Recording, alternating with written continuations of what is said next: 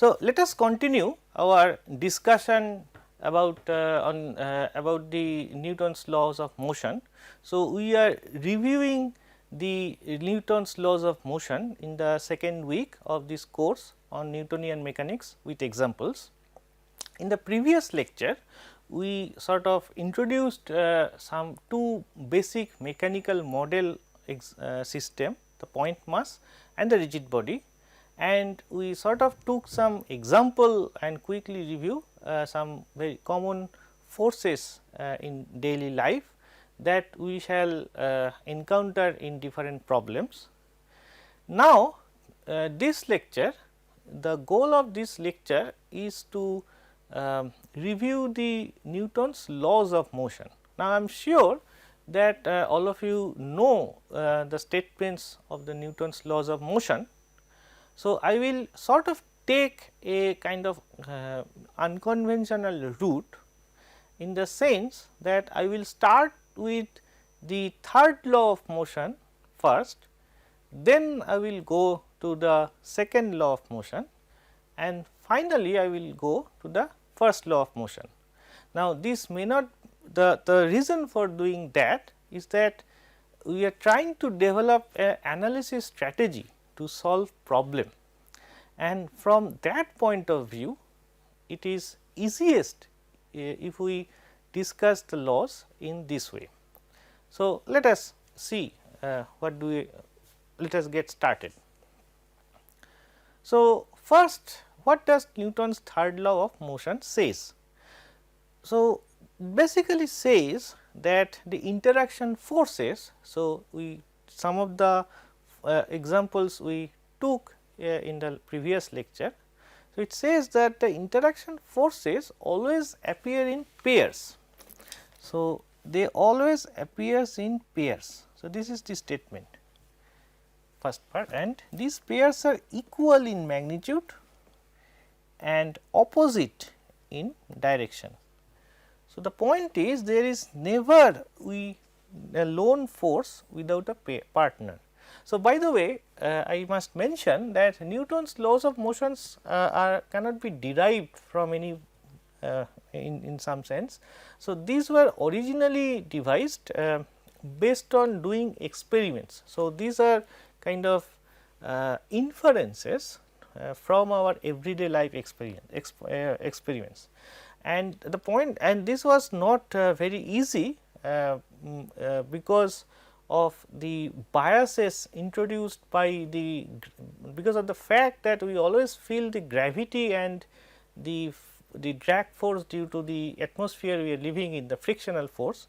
So, that makes it difficult to sort of deduce the correct laws. So, sometimes maybe that is one reason why the mechanics problems are kind of you find hard conceptually. So, that is why we are trying to emphasize the concepts in this lecture, and then in the coming lectures we will apply those concepts through examples. So, let us understand this statement using this simple example of the book on a table problem. So, the question is, so I have kept a book on this table. So, maybe something like this. So, imagine this is a table and I have kept a book on the table. The question is, what are the interactions on the book? Now, this simple problem is again somewhat difficult to many students, it is very surprising. The point is that there are two separate interaction pairs. Now, we should think in terms of pairs. So, what are these pairs? So, the first set of interaction is between the book and the table.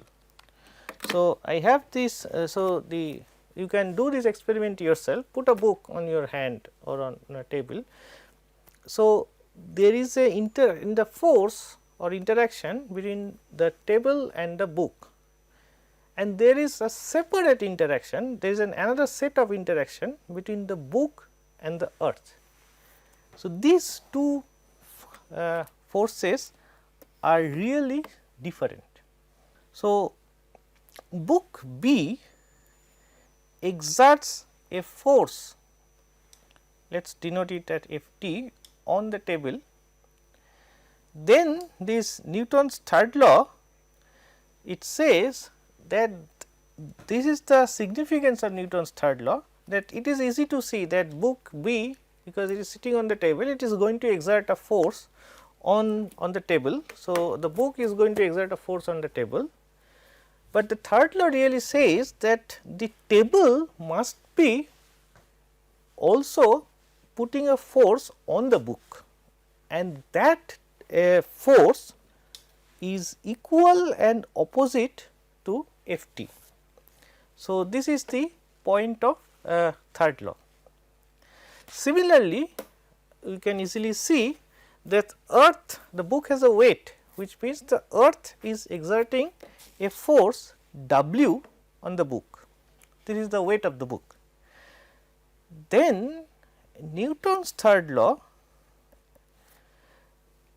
points out that there must be a force, let us denote it by F e, on the earth by the book, and this force is equal and opposite to the weight of the book. So, this is the gravitational interaction. So, these two forces are really different, the first one being is electromagnetic force and the second one being a gravitational force. Now, if you are not convinced that these two forces are really different, then perhaps I can, let us take a different example. So, imagine this is a ball, maybe a cricket ball, and so if the ball is sitting on your hand, then maybe you think that well it is not moving. So, there must be like there is a force of gravity and force of the hand and table, they are balancing each other. But imagine that you are this ball is moving. So, and you are trying to catch this ball. So, like catching in a cricket match, and then you can easily see that if the ball is falling with a great velocity and then it is going to hit the your hand, then the force exerted by this ball on the hand is really different from its weight. You will feel a force which is greater than the weight of this ball. So, this is a simple demonstration that the weight and the force between the book and the table are really different force. So, our point is that how to use Newton's third law of motion to solve problem. So, here I give you a step by step detailed kind of algorithm, if you may. So, how do we use Newton's third law to analyze mechanics problems? So, the first thing is that you determine which two bodies interact to produce the given force. So, suppose you identify the system. So, for example, let us say you are the system and earth is the surrounding. So, you and the earth are the two bodies that are interacting to produce a force. Once you do that, then the next point is describe the force on the system. So, if you remember that in the previous lecture we say that our picture for analyzing a problem is that we are dividing the universe into two parts. This is our system and this is the surrounding and this is the universe.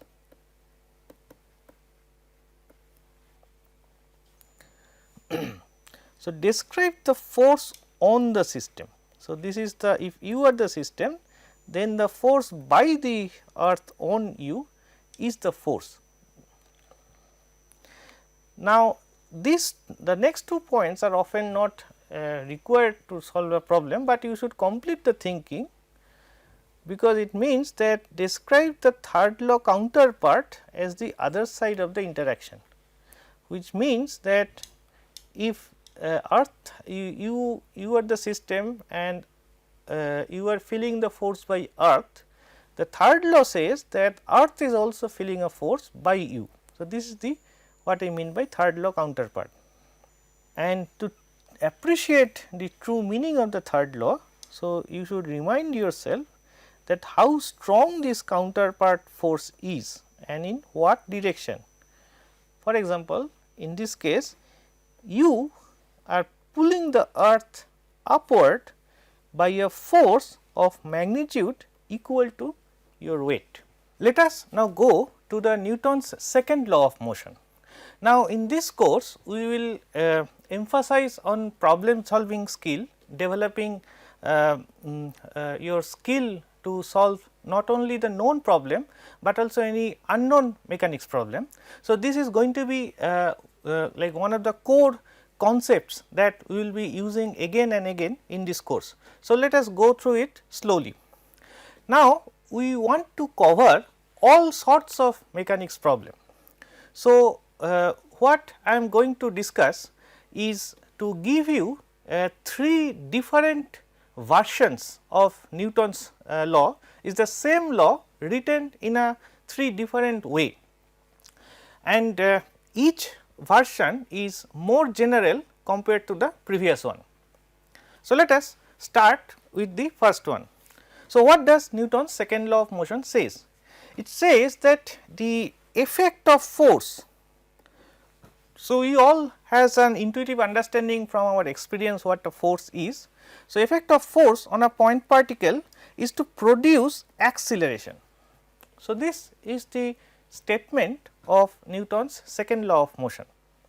Now, note that acceleration is a vector which measures the change of velocity, the rate of change of velocity with time, and in turn it can be written as the second derivative of the change of position with respect to time. So, the point is that acceleration is something that you can directly experimentally measure from the information of the position and velocity of the particle as a function of time. So, to know acceleration or to define acceleration, you do not need to know anything about Newton's laws of motion. So, then what does this law says? It says that what is the cause of this acceleration, what causes this acceleration, and the answer is it is the force which causes the acceleration. In fact, the acceleration produced is directly proportional to the force applied on a point particle. So, force is the cause and acceleration is the effect. Now, if you replace this sign of proportionality by the equality sign, then the constant of proportionality is called is related to the mass. So, the acceleration, so this mass is a property of the object itself, it is not a property of the force that is acting on the particle, but the property of the object itself. So, acceleration also depend on a property of the object itself, and this property as we know is called inertia or the mass of the particle. Now, mass is a scalar quantity. So, you may recall our discussion from the previous week on what is a scalar and what is a vector. So, mass is an example of a scalar and its SI unit is kilogram. So, then we can rewrite this equation in a more familiar form, that the force is equal to the mass times the acceleration.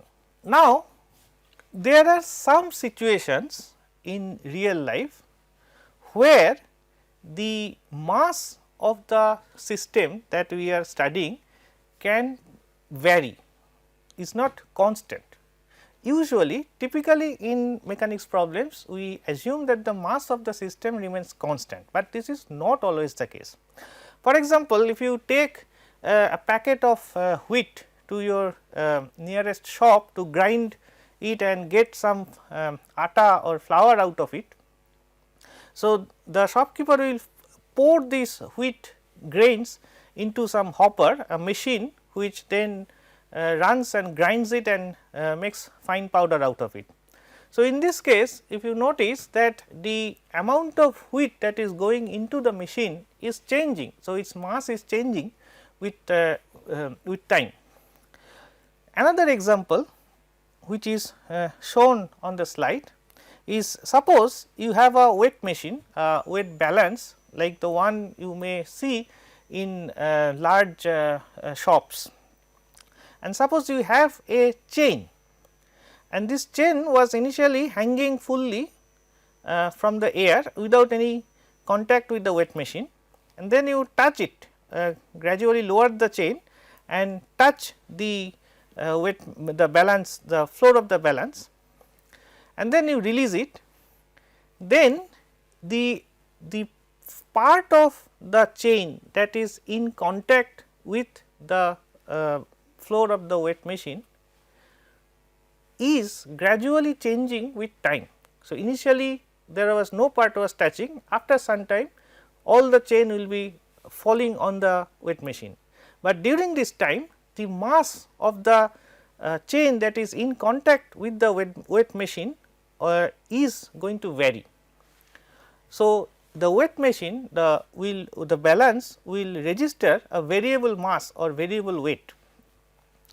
Another very common example is a rocket with various stages, like the one that is used to send people to moon or for Mars missions, etc.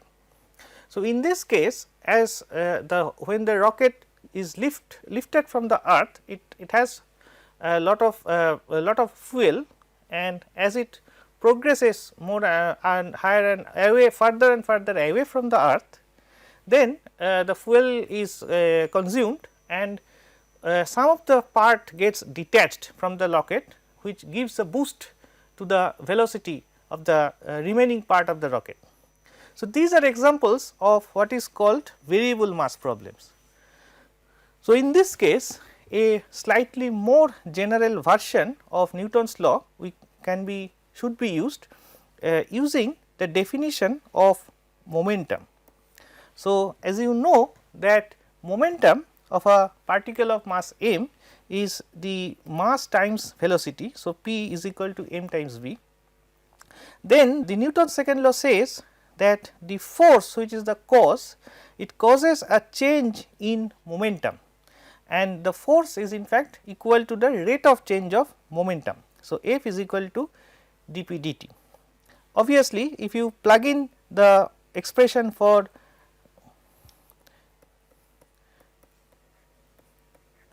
the momentum,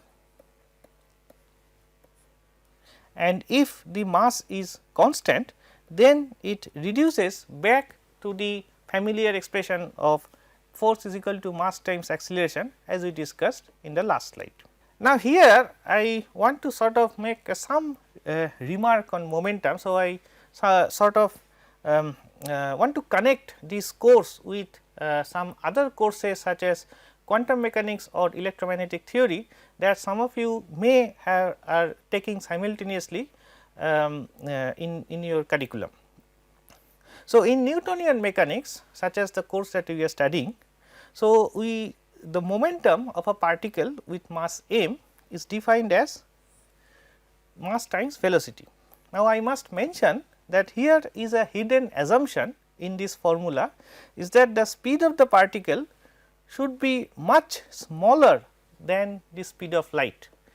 If the speed of the particle is comparable to the speed of light, so c represents the speed of light. So, this is speed of light, then we need to modify this definition little bit, which is a subject of a course in special theory of relativity. However, so I want to make this point that in a course of quantum mechanics, for example, you have also come across another type of particle, which are, for example, the photons or the particles of light, and there you may have come across the de Broglie hypothesis that the particles of light also carries momentum, and this is given by a completely different formula. So, the momentum, so the photon, quantum particle of light is a massless particle. So, its momentum is given by this expression where k represents the wave vector or wave number, which is inversely proportional to its wavelength, times this universal constant called the Planck's constant. Some of you may also come across this fact about the massless particles carrying momentum in a slightly different version in a course in electricity and magnetism or optics. So, there you may have studied about electromagnetic radiation. So, this is very important, for example, in communications. So, like different kinds of radiation such as microwave and other light and X-ray etc. So, these are like very part and parcel of our modern life and technology. So, this electromagnetic radiation also carries momentum, which is related to its energy. So, the point I am trying to make is that the concept of momentum, as we see in these examples, applies beyond the scope of Newtonian mechanics. Now, you may wonder why momentum is so important. So, this is actually a sign that momentum is really something very useful concept. So, that people tries to apply the same concept in different and more different situations and try to generalize its definition. And where is this importance? The answer lies in the conservation of momentum. So, the law of conservation of momentum, we shall discuss it in the later part of this course. So, that is why people find the concept of momentum is so important. Now, coming back to our discussion on Newton's second law. So, we have covered situations where the mass of the system or particle is constant, and we have also covered in a situation where the mass of the system can vary, and still it does not cover everything. So, there is an important class of examples, for example, the collision problems, in which a large magnitude force can act for a very small duration. So, this on the left hand side is an example. So, this is a famous experiment or toy called Newton's cradle. So, this ball is hitting from the outside on the extreme end is hitting the ball in the one of the middle balls, and as a result one of the ball is moving out of the other side. So, this is an example of a collision. Now, in this case force may not be very well defined mathematically, that is the issue, because if you take the duration. So, the duration by which the force is acting during the collision is very small, the time window is very small, and the force. So, if you reduce the time window, the force becomes very large. So, this is a situation which is force is not mathematically very convenient to handle. So, we define another quantity called impulse, which is nothing but the force times the duration of the time interval. So, it is simply force times delta t. So, impulse is a vector, because force is a vector, it is multiplied by a scalar, the time interval. So, impulse must be a vector. So, note that I put it in a bold face to indicate that the left hand side is also a vector. So, its unit in SI system, its unit is Newton seconds. So, the unit of force multiplied by the unit of time. Now, I make a point highlight here that this definition can be applied to any force. That is, even though this is mostly when we think about impulse, it is very useful in situations where a large force is acting on a small duration. This is the typical situation of collision where this formula is used most often, but there is nothing in this formula that says that force has to be very large or delta t has to be very small. So, this formula impulse can be computed for any force. Now, using the concept of impulse, we can now rewrite the Newton's second law as the most general version of the Newton's second law, which covers all sorts of mechanics problem situations that I know of. So, how to write it? So, in the previous version we said that f is the rate of change of momentum. So, then if you multiply both sides by delta t, so we rewrite this formula as saying that a change of momentum, that net total change of momentum is equal to the force, the total force or the net force times the duration of the time window over which the force is acting. So, let me repeat, the change of momentum of a system, let us say a point particle, is equal to the net, that is the total impulse applied to the system. Now, this is probably not very familiar, this version of writing the Newton's second law may probably not very familiar to some of you, but we shall see that in some situations this is very handy to analyze the problems, especially in the collision problems and variable mass problems. So, now you know all three versions of writing the Newton's second law that covers all possible situations. So, now you know how to write Newton's second law. So, let me illustrate this third version in a graphically. So, it basically means that suppose the p1 was the momentum of a particle at the beginning of the interval and p2 is the final momentum at the end of an interval delta t.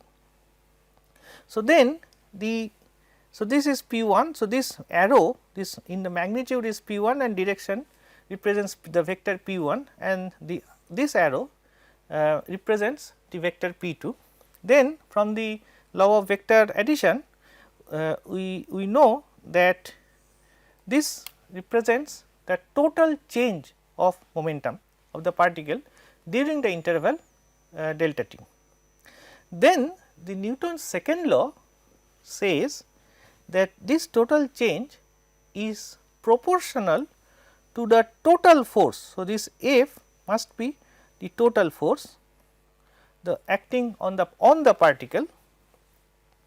So, note that the direction of this F and the direction of the change in momentum p2 minus p1 are parallel, that is they have the same direction, because that is the first message from this equation, that the direction, if you look at this equation, you must see that the direction of the delta p is in the direction of the total force.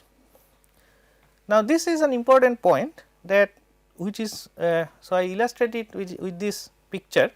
Suppose this is our object, our system, and in most of the situations that we encounter in mechanics problems as well as real life, there are multiple forces acting on a single particle or a single system, such as there is a F1, F2, F3. So, there are three forces acting on this system. The momentum or the net change of momentum is given by not the impulse of individual force, but the total force. So, first we have to calculate the total force acting on the particle, which is the vector addition, vector sum of all individual force, and then the net change of momentum will be in the direction of the total force. So, see that the net particle will move neither in the direction of F1, neither in the direction of F2 or in the direction of F3, but in a completely new direction which represents the direction of the total force. This is very important, and of course, the magnitude of the change in momentum and magnitude of the total force are not in general same, because you see that they are there is a factor of the time interval, they are not of the same dimension of course, and because of this time interval the magnitudes are also different, the numerical values are also different. So, we shall come back to this impulse in a later part, but Now, let us quickly illustrate the concept of impulse using a couple of examples. So, in this example there is a wall. So, this is a wall and there is a tennis ball which is travelling in the negative x direction. So, this is the positive x direction. So, this is the negative x direction. So, the tennis ball is travelling in this direction and it has a hits the wall and then bounces back. So, the question asks that the initial momentum is 2.8 kg per meter per second in along this direction. After the collision, the magnitude of the ball's momentum is nearly same. So, Pf and Py are equal in magnitude, but the ball is now travelling in the plus x direction, which means the direction is different. What is the impulse applied to the ball by the wall? So, before I go to the calculation, let me note two things. First is that momentum is a vector. So, this is a vector. So, even though the ball has same magnitude, the momentum before and after collision, but their direction is different. Hence, there is a change in momentum. So, delta p, which is Pf, the final value minus initial value, this is not 0. So, you have to consider the direction also when you calculate the change in momentum. Second point is that, so how do we calculate this change in momentum? So, note that in this case this we do not know anything about the force that is acting between the ball and the wall. We also do not know that for how long the ball was in contact with the wall, that is the duration of the collision. But the beauty of Newton's second law is that even though we do not know this, but it says that because there must be a force between, because we observe that there is a change in momentum, which means that there must be a force acting on the ball, and the cause of this change in momentum is the force by the wall during the collision. So, we can compute the net effect without knowing either the force or the duration of the collision. So, how to calculate? So, let us first write. So, we have to be careful about the vector.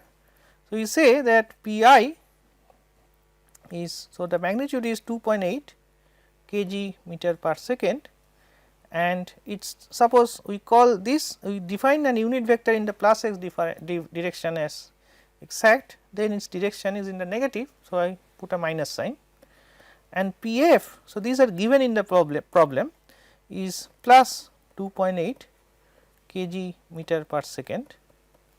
So, then Pf minus Py, which is the required impulse. So, this is 2.8 minus 2.8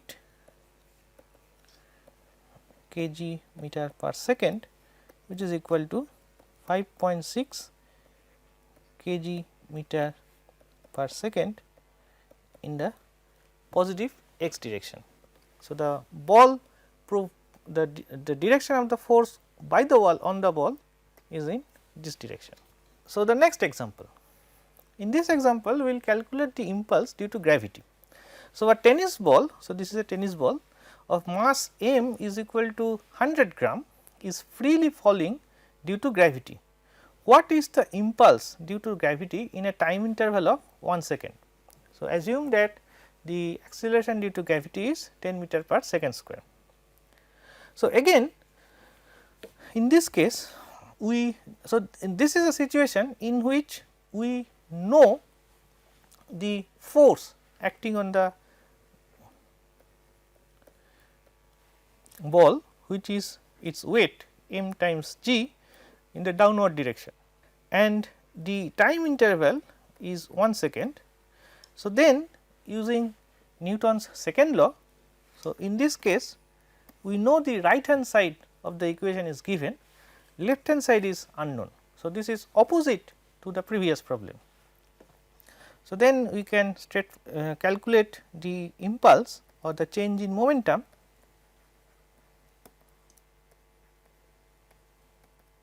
the F times. So, in this case there is just one force acting on the particle. So, which is so the mass is, I am going to convert everything to the SI unit, so that I do not make mistakes with units. So, 100 gram is 0.1 kg times the acceleration due to gravity times 1 second. So, I am deliberately writing the units, so that you can see that they also play a role in the final calculation. So, what you get is 1 kg. So, this is meter second square in the denominator and the second in the numerator. So, one of them get cancelled. So, this is, and 0.1 times 10 is 1 into 1 is 1. So, kg meter per second. So, the units checks out. So, the point, the message here is that, again as I repeat, that impulse can be computed for any force, it is defined for any force, and there are typically two situations we encounter. One in which large force is acting for a short time interval. In this case, the hallmark of this scenario is that if you reduce the time interval towards 0, then the impulse remains finite. So, this is the situation where impulse is the natural way to analyze the problem. The other situation, like such as in this example, this force due to gravity is not large. So, in this case, in fact, this is constant. So, in this case, if delta t tending to 0, then impulse also tends to 0. So, this is a hallmark of a situation where the force is continuously changing.